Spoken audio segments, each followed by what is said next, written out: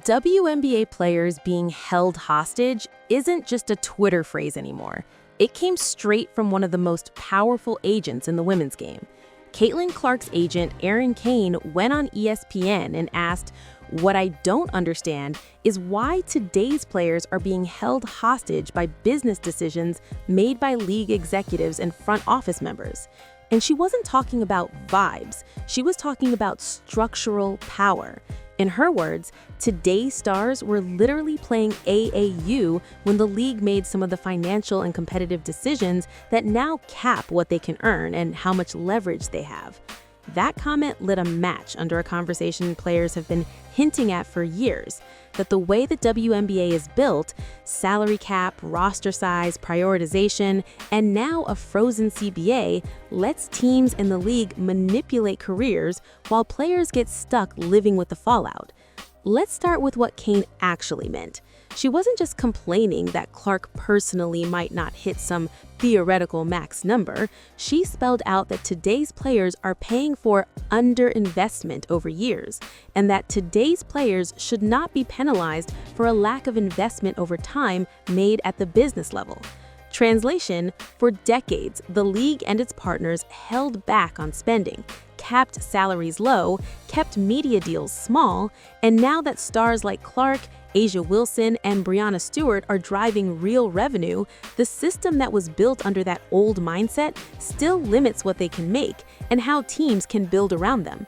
Kane pointed out that players built their games and their brands long before they ever entered the league, often funding their own development, only to walk into a structure where they can't be paid in proportion to the value they clearly generate. That gap between what players earn and what they bring in is the first layer of that hostage feeling. Now, zoom in from the macroeconomics to the roster sheet. The WNBA has a hard ceiling of 144 roster spots, 12 per team, except in emergencies when hardship exceptions let teams sign a temporary extra body. But here's the trick.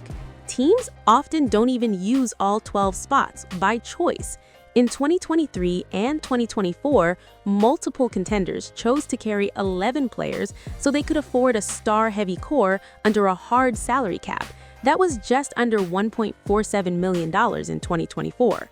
Rookie minimums were around $64,000, while top vets and core players pushed near $240,000, which means if you load up on max contracts, the back end of your roster becomes a puzzle you solve by cutting cost, not by rewarding proven veterans. That is the roster squeeze in action. Teams actively leave a seat empty at the end of the bench, then plug it in with short hardship deals when injuries hit, instead of committing to a 12th player all season. The human cost of that system showed up clearly in the 2023 draft class. Only 15 of the 36 players drafted that year made an opening day roster. 6 of the top 24 picks didn't even survive preseason cuts, including players who had star college careers and real fan followings. One Sporting News breakdown spelled it out. The combination of a hard cap and tiny rosters meant that rookies and vets alike were cut in waves, not because they couldn't play, but because there simply weren't enough seats.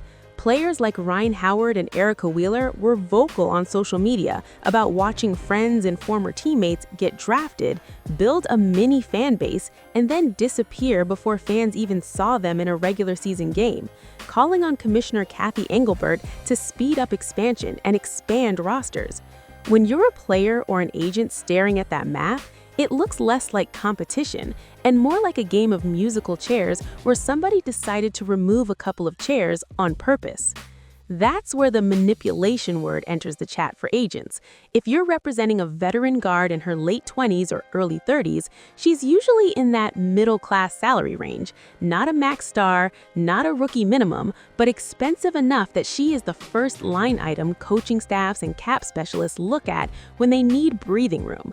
You can see the pattern in reporting from outlets like The Next, which described how the 2020 CBA dramatically raised max and median salaries, but only bumped the salary cap by about $300,000 per team. That math disproportionately punished the middle class. Teams either paid the top players and the rookies, or they squeezed the veterans in between. Agents quoted in that piece literally called the new prioritization rules punitive for these players, those who depend on high-pay overseas seasons to make their year's worth of income. Prioritization is a huge piece of the held hostage feeling. Under that clause, players with 3 or more years of service have to report to camp on time or face fines and potential suspensions. Starting in 2024 and ramping up fully, arriving late because your EuroLeague or overseas team is still playing can cost you your entire WNBA season. Many players have traditionally gone overseas to leagues in Russia, Turkey, Spain, or China because those leagues often pay more than a WNBA contract on its own. Now, they're essentially told, choose. Either you chase that overseas money and risk losing your WNBA job, or you walk away from significant income to protect your spot in a league that doesn't guarantee you long-term security anyway. That's textbook leverage. From an agent's point of view, teams and the league didn't have to overtly blackball anyone. They just built timelines and rules that corner players into impossible decisions. You can see how this plays out in individual careers, even if the headlines don't always scream hostage. The next documented stories of players who bounce from team to team on hardship contracts, short-term deals teams are forced to sign when injuries drive them below 10 available players, after being cut at the end of camp. In one example, an established role player spent a season splitting time between 3 franchises, taking 7-day contracts and 10-day deals, never knowing if she would last long enough in any city to sign a lease. Coaches liked her, teammates trusted her, but her salary and age made her the easiest name to write down when a team needed to open up space or avoid guaranteeing a contract on a certain date. That's what hostage looks like on the ground, a player whose life and career are governed by a calendar she didn't set, rules she didn't write, and a spreadsheet she never sees. Agents also point to how teams use the last roster spots as a kind of sandbox. Back-end players, especially vets, often get signed to training camp deals, brought into the system, then cut right before their contracts would become guaranteed. Sometimes, if injuries stack up later, those same players get called back on hardship deals, but never with the full season commitment they were chasing in the first place. That cycle lets teams keep familiarity and depth in their back pocket, while avoiding the financial commitment of keeping that player on the books all year. From a pure front office point of view, it's smart cap management. From a player's perspective, it feels like being dangled in front of the league, but never allowed to truly belong. All of this is happening while the next CBA fight is already heating up. As of early 2026, the WNBA and its players are locked in tense negotiations for a new collective bargaining agreement, with previous reporting describing both sides as digging in their heels as deadlines approach. Pieces from major outlets and former stars warn that the league wants to keep costs predictable, while the union is trying to leverage the surge in viewership, ticket sales, and star power into a bigger share of revenue and better working conditions. On top of that, some coverage has described a moratorium period during which transactions and certain types of signings are effectively frozen, which leaves players, especially free agents, sitting in limbo. If you're a veteran whose contract expired and your agent sees the league pause movement while teams hold your rights or your market hostage to a negotiation you're not at the table for, it's not hard to understand why that agent chooses the word hostage on national TV. Kane's comments are landing in an ecosystem where new competition exists.